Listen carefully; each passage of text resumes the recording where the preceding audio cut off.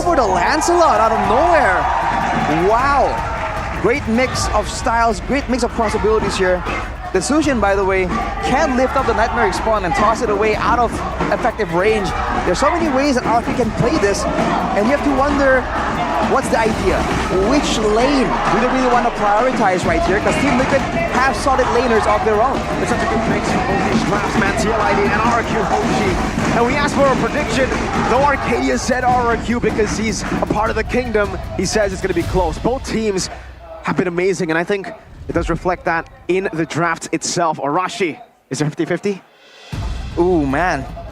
50-50 potentially, but considering the aggressive nature of both these teams, the fact that Team Liquid might require a bit more time to scale, I feel like RRQ has a bit of an edge here. Ladies and gentlemen, it's time.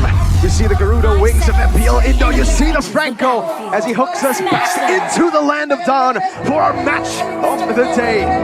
The Kings up against the Cavalry who are trying to take down the rebuilt kingdom that they have worked so hard to build back the last 2 seasons. It is time.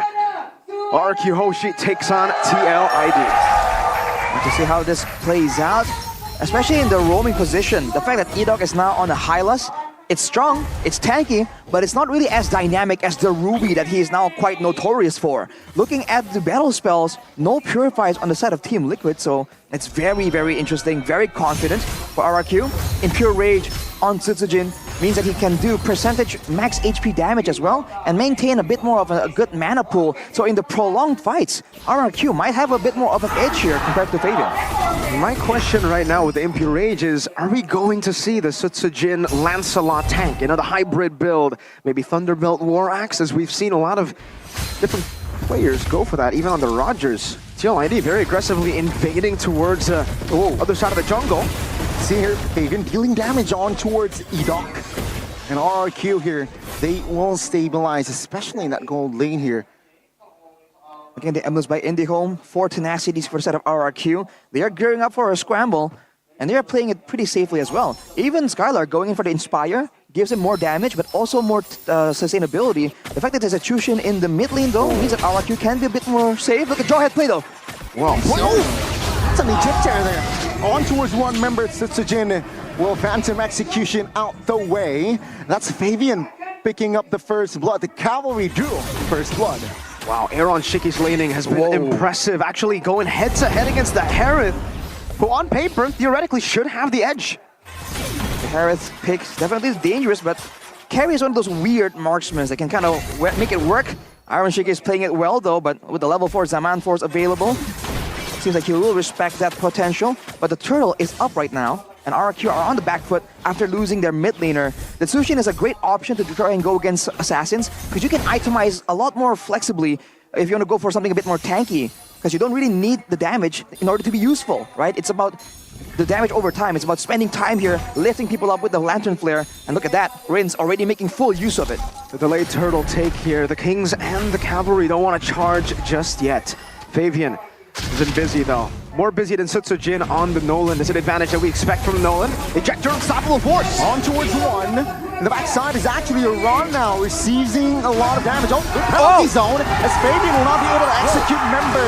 Really goes down a run as well as Lance finds a kill. And now Fabian looking for a trade. But it seems like now RRQ, they're controlling the turtle pit. The Newt is theirs.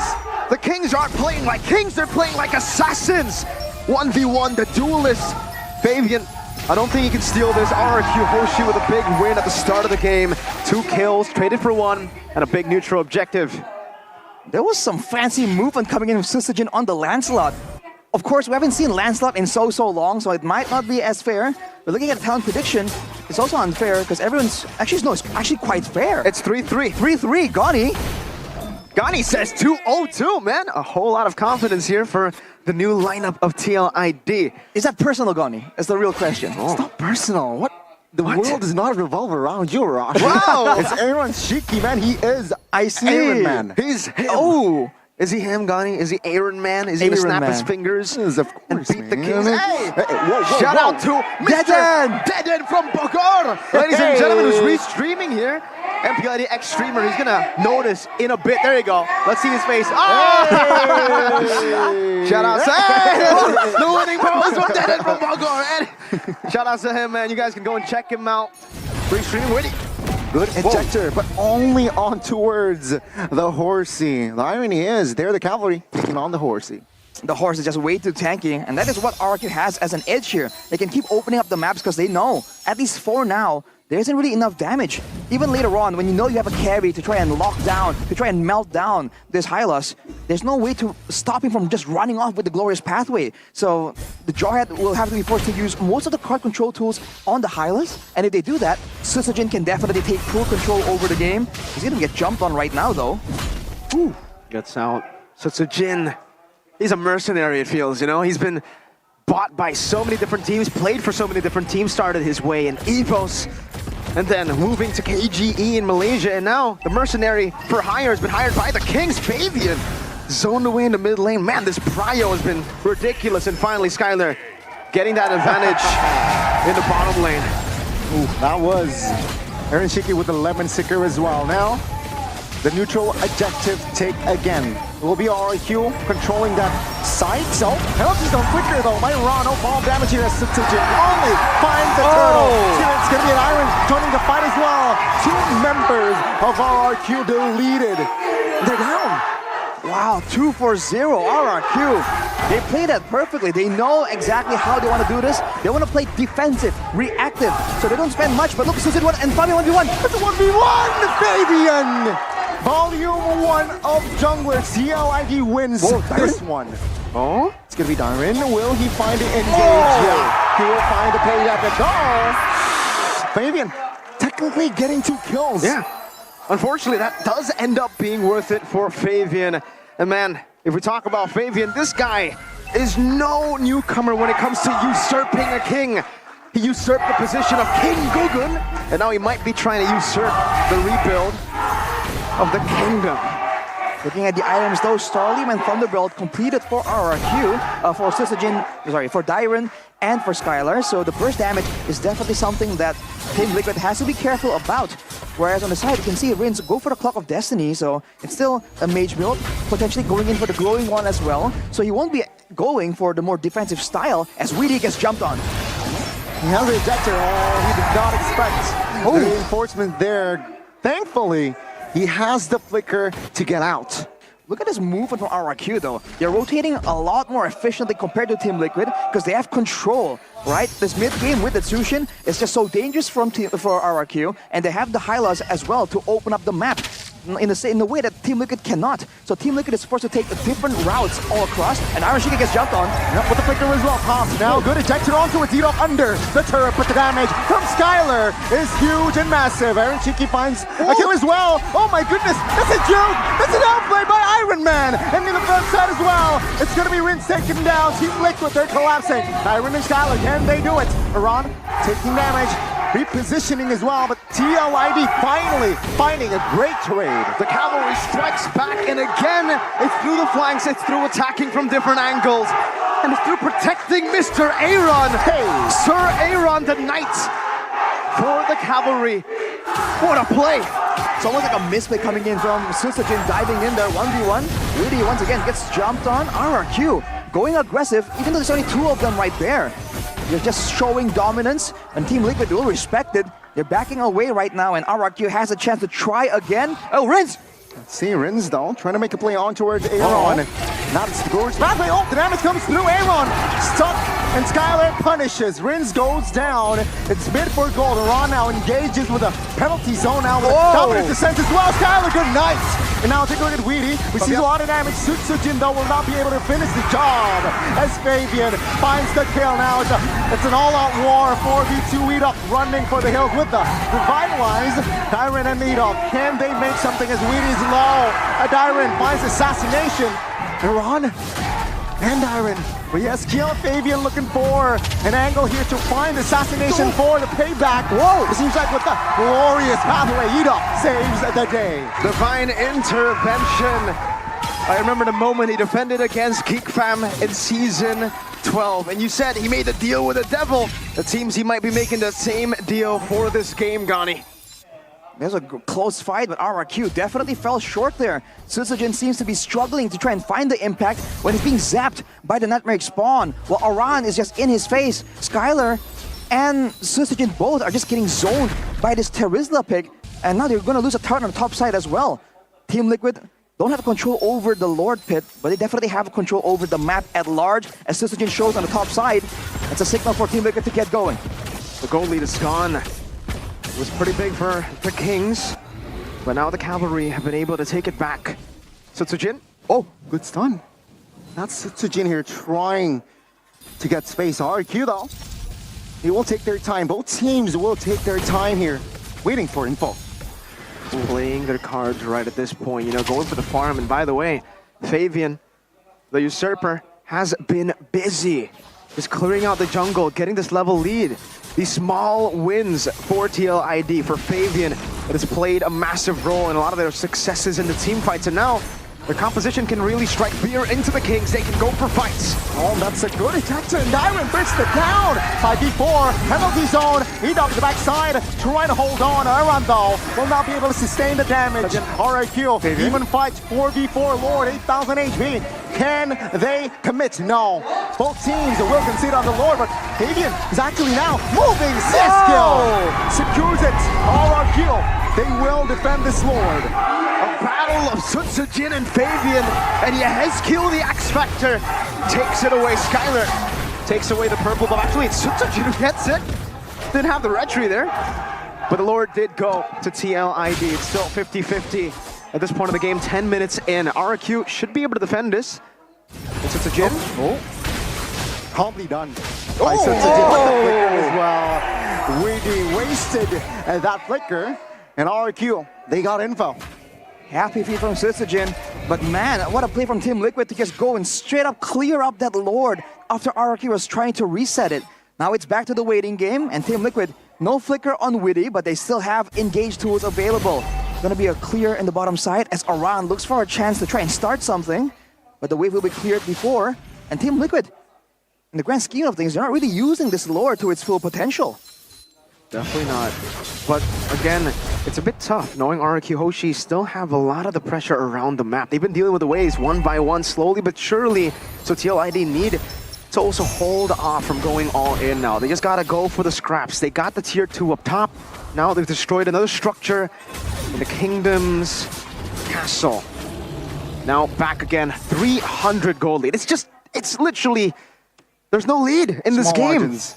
Small margins that they're playing with. Fabian, level 15 already. So Sutsujin traded behind. Oh, what? The damage is almost incalculable, and that fracture, Rince didn't even have time to use his flicker. Leave it to the Usurper Fabian to get a kill on one of the Kingdom's new members, Rins. This is why they didn't ban the juice in. They knew they could beat him. Rins also has to be a bit more careful with this. You know, the flicker is there, but also his ultimate. Both are gap closers, and Rins did not get to react at all. He has a chance to itemize defensively as well, but it looks like he's gonna go for even more damage. That is something that he might come to regret, considering the impact that Fabian has in the game right now. And now it's back to a reset for RRQ Hoshi. All they can do is really just wait for Rins to respawn back again. Now he has, but even then, he's actually ahead of Yehezkiel despite, you know, already dying 4 times. Still though, he is very vulnerable. We have a game fact by our new application GoPay in MDL Indonesia Season 9. Arlet became the most picked hero for Dyron with 7 picks and an 86% win rate. That's why we've been seeing Dyron make those plays happen, surviving just barely, playing with those fine margins, those thin margins to look for the outplay. Ooh, but the outplay might just be overshadowed by that big bond, man. You can only survive for so long. That's going to be a lot more burst for Fabian. Look at his positioning. Alright, Aran walks in. Face checking. Seems like we'll be able to hold on. Fabian though. Oh my goodness, Tyron caught Yehezkiel with the kill there to secure a member of the Kings of Kings. This is a terrible stuff for RRQ. They have Edok as one of the main frontliners on the Hylas, But for the most part, he's actually been playing on the back, trying to use that Glorious Pathway as utility to boost the movement speed or at least slow Team Liquid down. As a result, Dairon just gets completely jumped on, and considering he's going for a Kuras and the Thunderbelt, he's just not tanky enough to withstand the kind of damage right now. Witty? No window. Unstoppable force though on the 4C. Revitalized, Sutsujin jumps in. Looking for something. Edok gets taken down first. Now the damage will come through towards Sutsujin. As Aaron Shiki's Shuriken will claim the double. Looking for the triple. Skylar looking for the trade. It's a 2-for-1 now. Dairon. Massive ground control, but can it finish the job? This new gold laner of TLID, Aaron Shiki. No, he's Aaron Targaryen. Aaron Targaryen, he can counter whatever he wants, and he can do whatever he wants. It seems flickering forward and still not getting punished. I mean, you said it, Mirko. He is the usurper. That's Fabian. Is he? Oh, it's Fabian. Maybe Aaron could be the conqueror. Man, though, 3,000 gold lead, RRQ. The front lines are dealt with. Sutsujin, with all the mechanics, with all the happy feet maneuvers he's been able to make, is dealt with. Even Skylar, with his damage output, can't really match up to Team Liquid right now. Execution-wise, they're doing an insane game. Now it's at the base, though. This is where it gets dangerous. This is where the charge is at its strengths. The cavalry. We'll see if they can actually utilize this momentum in towards the base, cracking this formation for RRQ Hoshi that needs to be a front to back, but also they haven't really been able to go front to back. Edok's been picked off. These members have just been falling to the ejectors. Up top, base turret taken down already, and they're gonna start sieging with even more resources here, another wave, unless they decide to take this discipline route. Slow it down. Again, just freeze up the waves. Fabian was waiting in that bush. Good read from Rins. Put in Lantern down to open up some vision. Ooh. Fracture for style points right there. When it comes to scouting, both the Zazk and the Tsushin can do really, really well. But Rins definitely feeling the pressure here. Again and again, the plays happen so fast that he is unable to react. So we have to wait and see. And if you look at the items, he went for the Blood Wings too now, so more survivability. But I don't know if that's enough to withstand the full burst coming in from Fabian. 7-1 and 2. The longer the game goes, technically RRQ can catch up. It comes execution based, but that is where Team Liquid has been able to get the advantage in that execution, in the pickoff by Witty, and in Iron Shiki just out damaging all the members of RRQ. If they want to win, they have to find ways to be a threat to the backline, and before that, get past Witty and Aran, the Giant and the Terizla in the front line. A big problem as well for the Kings, right? Rins! Pathway. Oh my goodness, he got damage! Oh, now with a run! Flickering penalty zone. Skylar now looking for a fight to the backside. Finds Sutsujin. It's gonna be Fabian taken down. Now the fight to Edok. Very low. Will not be able to survive it. Skylar finds the double. Wow! The battle of Aaron and Skylar. Aaron went in a 2v1. It seems Skylar found himself in a similar position as well. Both came out on top. But it's a 3-for-2 at the end of the day, still in favor of the cavalry. Arashi, RRQ were against the clock. They needed to look for a snowball with this composition. But here at the 17 minutes, somehow they were able to get a fight that they could have actually won. That was so close from RRQ. I believe there was a moment there where the final slash from Dairon actually pushed Iron Shiki out of the danger zone from Skylar, I believe. That was very, very unfortunate. But again, this is how close and competitive this game is. With the Lord back up, Dairon is really scouting for information, and so is Rins. But again, the main front line can't be the two of them. They're just way too vulnerable, way too squishy to be shredded down by Iron Shiki. And now look at Team Liquid making their move already as Fabian gets spotted. Let's see here, that's a good stun. Winner crown though, ejector, Glorious Pathway. Fabian looking for an escape route, all pulled back. Now he loses immortality, will get taken down. Skylar free hitting in the Shaman Force domain. Aaron Shiki, the rookie gets taken out. Abort, abort, mission abort. The King's orders. Now Tyrant, whoa! So aggressive. Still not letting them recall RRQ Hoshi. Wait a minute. They don't care about the Lord. That is going to be evolved. 3 members down. Only Heskia left to defend. They know there's no Dominators to send RRQ. The Kings are taking a gamble. Let's see, will they be able to crack the main base? Glorious Pathway invested.